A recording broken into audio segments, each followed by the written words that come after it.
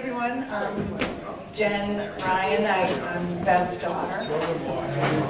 So some of you might remember Bev. But I just wanted to get out and share something that was written about Mike. So, my parents met Mike when he was about 18 years old, and he was tying flies at somewhere in Stonewall Bank or grocery store or something, and my dad struck up a conversation with him, and he came home with my dad, and he was kind of like, he came by ever since that time. He was kind of like one of those stray people who just like turned up over the years, and he used to like to come to our house in Holliston and cook with my mom in the kitchen, drink wine, and he'd come with his boxes of records and his clothes in plastic bags. And I just remember as a little kid being about 7 years old, and he was always such a big kid. He'd be sitting downstairs, 11 o'clock at night, my parents would be fast asleep, and he'd be sitting down there watching Saturday Night Live, and I would creep down the stairs in my little nightgown, and he'd say, "Come on," and put his arm around me, and I'd snuggle in next to him and let me stay up till 1 o'clock in the morning watching inappropriate television. But we had a lot of laughs, and over the years, he was in and out of our house. He'd just turn up kind of unannounced and hang out, crash on the couch for a few days, and come with all of his records and cook and drink and smoke pot and have fun. But after my parents split up, he and my mom started hanging out more, and then they struck up a relationship, and so then he became a really big part of my life, starting at the time I was about 13 or 14 years old. And so I just have a lot of memories. We kind of grew up together. I kept on growing, but that's right. So, but he taught me a lot, like he taught you guys a lot. And he used to love to talk on the phone, you guys know. And I just remember just hearing all your names as you guys came up. I haven't met everybody, but hearing your names, I'm just thinking back, oh, yeah, I remember him sitting and talking on the phone, and he loved that. So he taught me how to drive. Remember that big blue station wagon? Anyone remember the big blue station wagon he had? Like we were driving, it kind of felt like it was going kind of diagonal instead of straight ahead. But he had the courage to put me behind the wheel and teach me how to drive. And how are you with blow-ups? Are you able to get 4 at a time? I'm sorry, say it again. Are you able to get 4 blowouts at a time? I think I might have gotten that thing up on 2 wheels a time or two, and he broke a sweat for that. But he taught me a lot about a lot of different things. Like many of you guys, he taught me a lot about music as I was growing up. All that blues music, he loved to crank it up, and we would party, we would dance, we would laugh. He was just such a fun guy for a teenage girl to have around. He would go out and buy my friends and I giant things of Seagram's wine coolers. It was all very inappropriate, but and he was my favorite.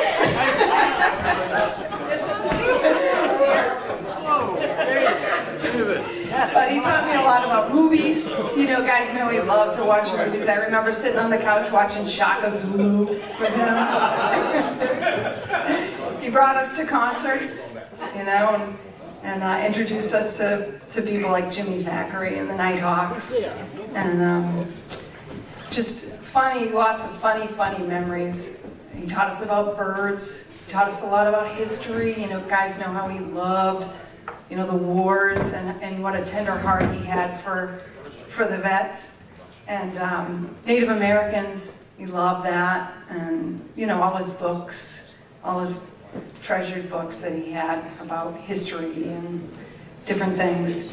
And I just remember things like that. His cars just being filled with bags of miscellaneous stuff, like who knows what. He was living out of there. There was all kinds of grocery bags you're afraid to look in. And all kinds of things in our freezer wrapped in tinfoil that we were afraid to look in.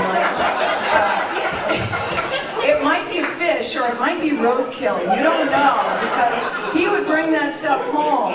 He would pick up dead animals off the road and wrap them up and put them in the freezer so that he could use the fur for tying flies. So yeah, I was afraid to unwrap the tin foil packets. Could be something else in the tin foil packet too, you just don't know. And he loved collecting stuff, you know, like different things. And he loved the animals, like you guys said. He had such a great love for nature, and then such a great love for the cats and dogs. Oh my gosh, over the years, all the pets we had, and just what a heart he had for them. I mean, he would just like get teary-eyed over the dogs. And he loved his friends a lot. You know, I know a lot of you guys are lifelong friends, and he gruff on the outside, but really, boy, was he loyal and tender. He was half criminal, but he loved you guys so much, he really did.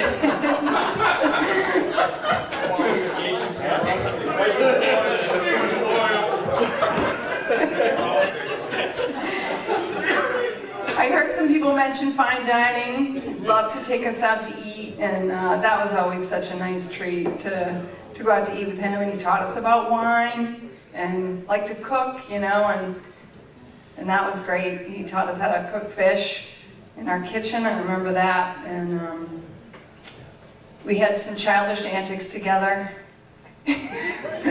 Mikey and me and my teenage friends.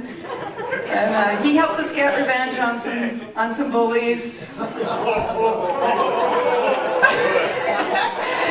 We did some donuts on some people's lawns, and blew up some mailboxes. Only to the really mean people. Boy, that felt good. I did deserve it.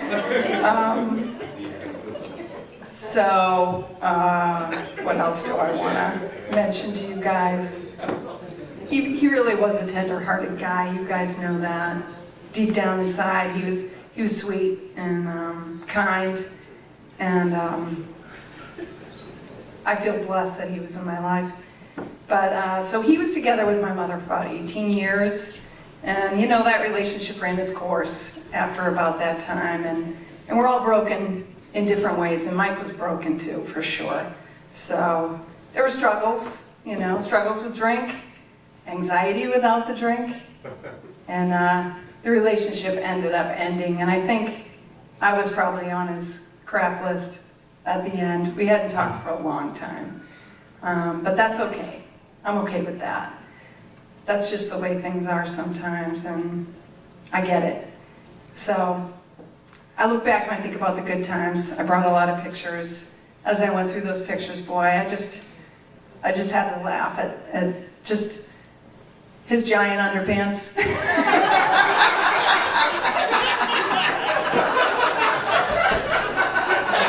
was a lot of them in my house for a lot of years.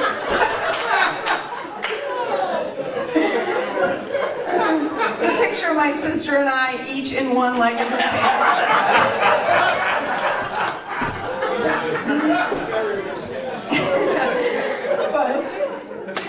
But he was the closest thing I had to a stepfather. He came into our life a lot, you know, when things were bad and dark for us, and he helped us through that time. And he helped us through with laughter and with good wine and good music and dancing and silliness and irreverence. You guys know how irreverent he was. How he liked to argue about everything. But he carried us through that time. He really helped us a lot. And so I won't forget that. And I miss him. And I wish I did get to talk to him one more time. So thank you very much. Jen, thank you for your very heartfelt comments about Mike. He really did have a wonderful heart, both for people, as we know, even more for animals. He just had such a love for animals. So. Not Murdoch. Yeah, not Murdoch. One dog he didn't like. But a couple of things. When they were talking about Mike's underpants, another grandmother story, they were he wouldn't, I can't even get him to mow my lawn. Stephen, will you take down the lawn? He shed a bunch of stuff on a clothesline, including Mike's underwear. And she said, Stephen, please take those down. I can't get him to do it. So I take them down. I couldn't wait to see the size. And so I had people guess what size he had. I was kind of mean myself. But my wife, Bonnie, reminded me, I had to tell this one. Mike was always a kind of a con man, as we know. He could talk a dog off a meat wagon. But we used to trade fishing lures when there was a big thing, trading lures, and between him, Mike and myself, and there were other people involved, younger kids. And one younger kid in the neighborhood had purchased this really, really nice fishing lure, and Mike craved it. He really wanted that lure. So he had this piece of junk, 5-cent lure probably back in those days. And he said, I'll trade you this special lure. It's called the Rigoletto spoon. And it's been outlawed in 3 of Venice's canals. And I'll trade that for your lure. He said, oh, Maggie, really? Oh, Maggie. Oh, God, I'll take that. Yeah, the Rigoletto spoon. Of course, it was a fictitious spoon and a fictitious Venice canal. No fish in Venice's canals anyway. And that reminds me of another, one more story, but we have extra time anyway, so this is a good one though. We're going to go till 8:30 anyway. So, no, this is one more. This is a good one. About fishing lures. So Mike and I used to trade lures, like I was saying. And one time he was giving me a really nice lure, and it was in a nice box. And I was so excited. Geez, Mike, you giving to me this as a gift? You're not even expecting me to trade you something? He said, oh yeah, you're my good friend. I'll give it to you. Well, I open it up and there's this big dog turd in it. So Mike had a stick available. He knew it was going to happen. He had this. I screamed. I threw it up in the air. Mike happened to have a stick available, stuck the stick in the dog turd, and chased me around the town of Ciroli. We crossed Main Street 3 times. We went like 3 miles. He never caught me, though. He came close. I mean, he was within a smelling distance away. I could smell the dog turd, but he never got around me, so. And one more thing about Mike's growl. This is another great one that my father had issues with Mike, and he had his brand new saltwater fishing rod and reel that he had never used. He just was so excited to buy it, and what happened? Mike needed it to borrow. I mean, he asked my father if he could borrow it. My father said sure. And I can't believe my father was so naive. So then he asked for it back, and Mike, held off for a while. Finally, he returns the rod, and it says "property of Michael Martinek" in indelible ink. And then my father said, "How about the reel?" Oh, Mr. Andrick, I'm gonna get it fixed. Finally, a few weeks later, he shows up with a bag of parts. This plastic bag full of real parts. And that's my father. That's why he had some issues with Mike. But he still said you got to admire the prick. So, despite that, so I'll turn it over to Fred. Unless somebody else has a few comments. Paul, your son is reciting. Oh, my son Paul. Okay. We can go to 8:30, 9 o'clock. I'll keep it pretty quick. So, some of you guys probably don't know me, but I'm Steve's son. And Mike obviously had a big impression on me, as he did on all of you guys. I knew him since I was a baby. That picture over there has Mike sitting at our kitchen table with me playing table hockey. And I'm drinking a martini with him. At the age of 2. Someone was talking earlier about how Mike had his own dialect, his own language. And when he was living at our house, someone mentioned, he lived at our house for 3.5 years. Supposed to be 2 weeks. His dog Scout lived at the house, and Mike obviously is very, very lazy guy. Never cleaned up after the dog. So my baseball team, we had fortunate enough to have a batting cage in the backyard.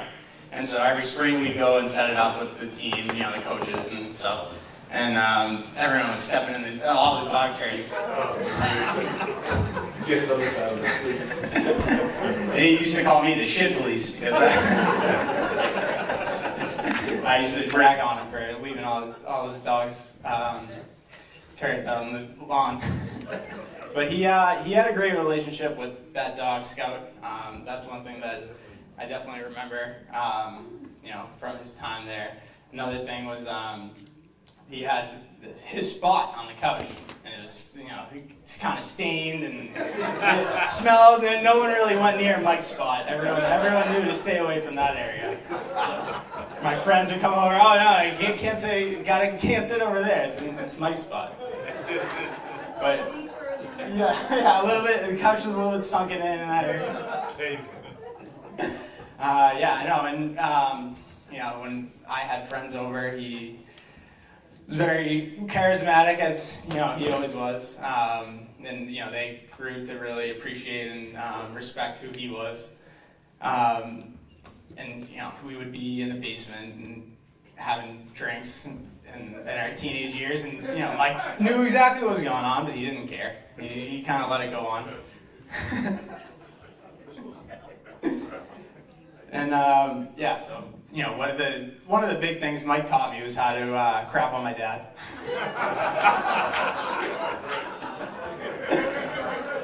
That was a big lesson. Probably turned me a little bit bad in those years. Still crap. What else? All know how he liked to cook and liked his good food, and I think that's one thing that really rubbed off on me.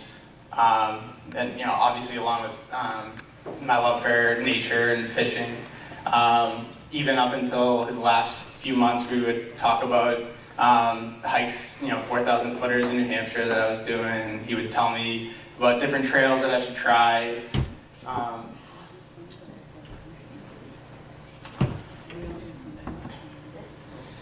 What else? I forgot to mention the snoring. Oh, the snoring, yeah. So he stayed in my room for the majority of the time that he lived in my house. He used to sleep in the nude. I was an 11-year-old boy. I didn't even think anything of it. I was like, he's a big guy. He's got to get hot.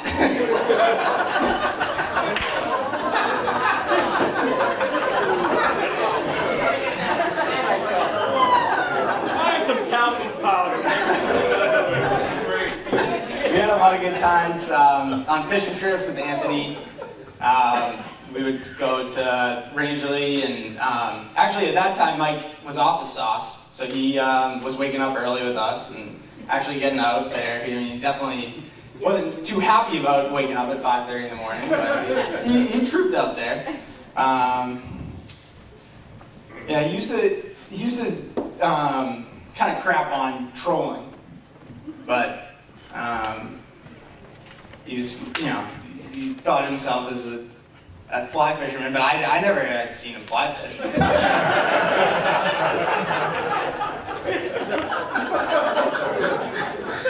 So just a couple more stories. So my brother Brandon and I, I was probably 7 or 8 years old, and he was about 5 or 6, and we were in the Grand Tetons, and we were on a hike a few hours, and the entire time we just could not stop asking my dad to tell us Mike stories. We want to hear more Mike stories. We want to hear more Mike stories. And we were just cracking up the entire time.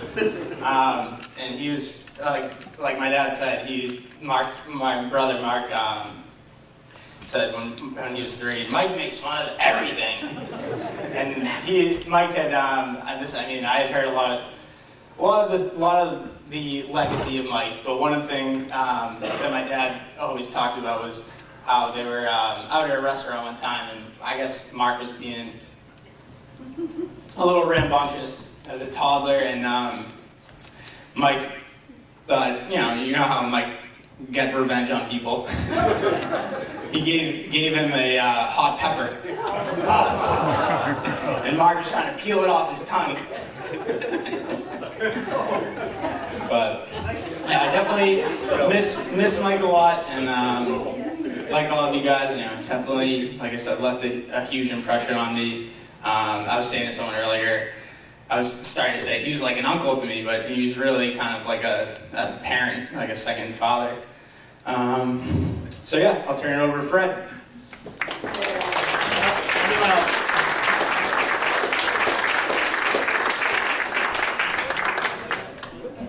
Okay, I think it's time we hear from Mike himself in a different kind of way. 30 years ago,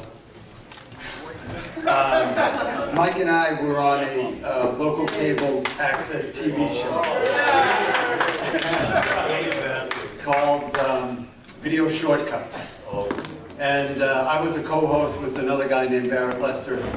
And every month we'd review these 4 new movies that would come to pay-per-view every month. So at the end of that, at the end of the show, we had a segment called Curmudgeon's Corner, which was Mike commenting on the films and us that were just reviewed from his living room. So I'd like to show that to you now, and I just hope I can just bear with me here.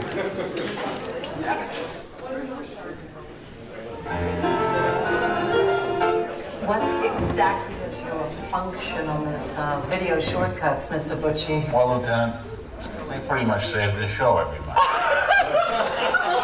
Look, Butchie, enough. Butchie's got a 7 on Curmudgeon's Corner. It's on at the end of every show. All he does is he talks about movies and stuff from his living room. His living room? Well, it's kind of Andy Rooney meets this old house. Here, let me show you Butchie in action. Yes. No. I'd like The that. videotape. Oh. Glad to be here tonight. I'd like to say a couple of things. Hot Shots. Pretty funny film, despite what Barrett thinks. If you don't think a film like that works, go to see Spaceballs. Watch that about 3 times. You'll beg to see a movie like that. Okay, now let's move on to Rocketeer. Absolute waste of anyone's time, and Bill Campbell might have a big future as lunch meat, but I don't think much else. Save your time on this one. If you got a 5-year-old kid that's slow, take him to see this. All right, Jungle Fever. Interesting movie. Once again, we're faced with the angry Spike Lee dilemma. How to integrate all this into a plot that means anything. He wants her, he gets her, he leaves her. They both hate each other. Hey, what else is new? Let's do a remake of this with Dodie Fields and George Foreman. Or maybe a Louis Farrakhan special from Disney World. Come on, Spike. Same people, same thing the whole time. It's like the Scorsese trip. Lighten up, get a life. Let's try some new things. How about like an all-black expedition to Antarctica? To excite me.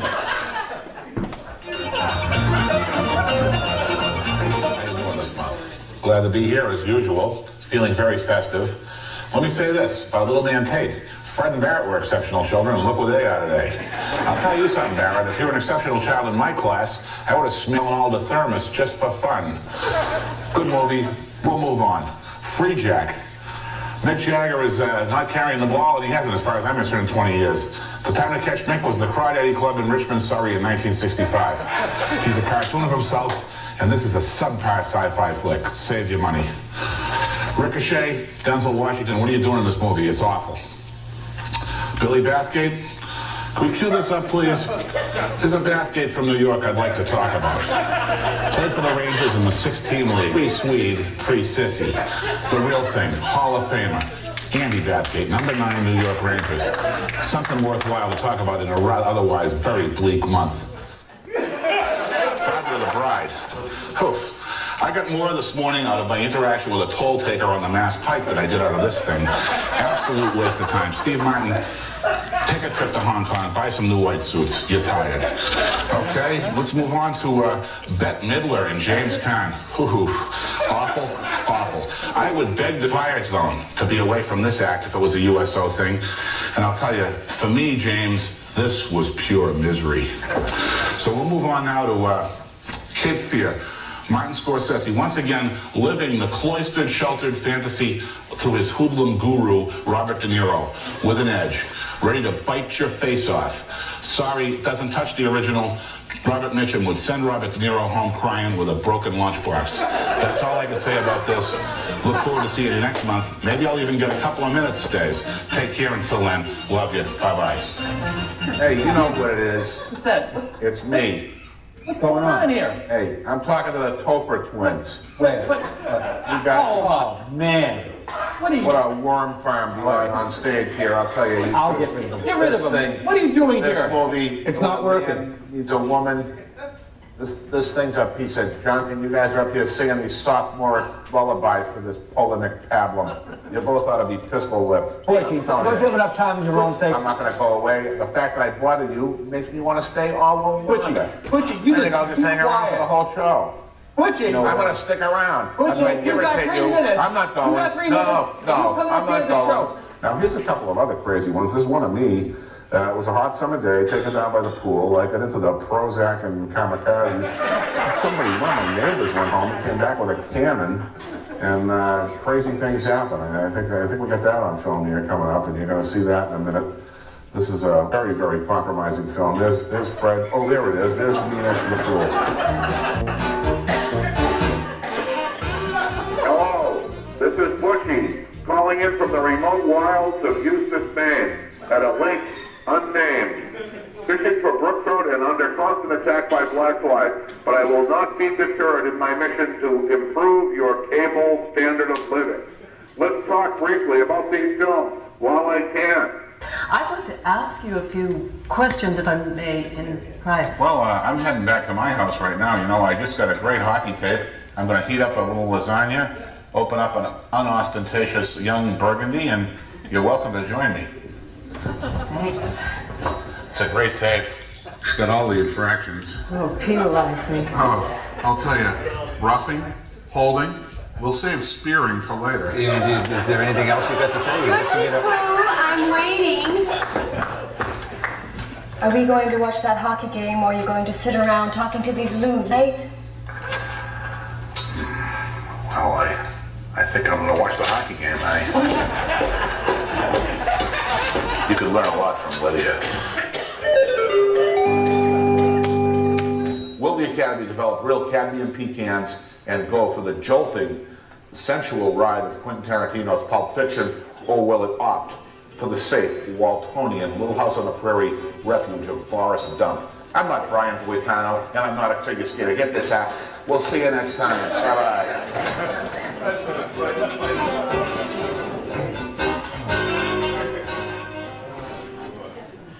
Anyway, apologies for the audio sync there.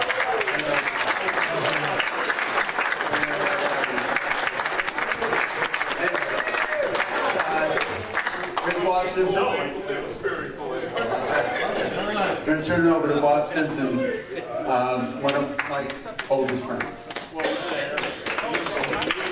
Oldest story. I think we've pretty much run the gamut of stories. I think there's many more, but the theme is sort of the same, so you get the picture. But the nutshell would be is he did take a lot from a lot of us, but he made us all richer. And for that, you know, he was very special and will always be part of our memory. So I'm going to leave this over to Steve to finish up. Thank you.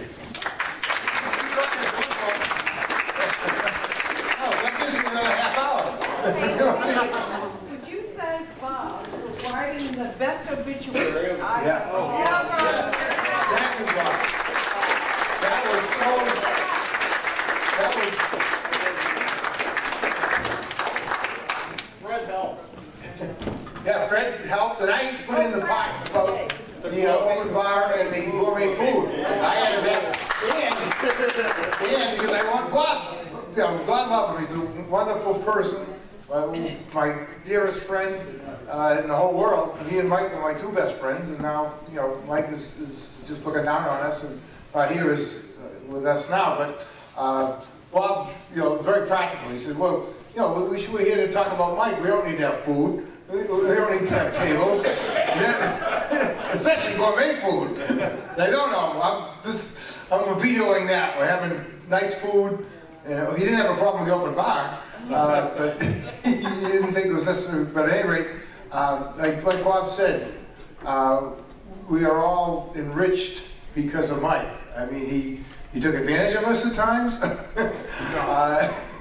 He was a con man at times, but our lives are much fuller because of our friendship with Mike. I mean, it's a wonderful thing. And once again, I just ask that if you want to honor Mike, if you haven't already done so, by contributing to the MSPCA, we've all heard how Mike had such a tender heart for animals. The address is right next to his obituaries there, in the very beginning of the front of the first table. So if anybody would like to, you feel free to. And I guess that's about it. And thank you so much, everybody. Michael, is he wanted me to let everybody here know that if you're holding an IOU, that Andrew can take care of it. I guess a lot of people have IOUs. Yeah, Mike was very special. But thank you all so much for coming. We really appreciate it. I'm sure Mike is looking down. Thank you. Appreciate it.